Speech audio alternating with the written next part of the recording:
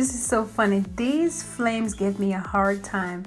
I had already tested the product before I started doing the tutorial, and it came out smooth when I peeled it off, but for some reason when I tried to peel it off when I was doing the tutorial, it came off with a white backing, so it was not sticking and I had a hard time. So I just had to go ahead, grab some glue, put that thing on and stick it on. I tried several ones and they all did the same thing. They came off with the white backing. So I was just like, you know what? I ain't got time for this. Put some glue, stick that thing on, and then just encapsulate that baby. And that was it. That's exactly what I did.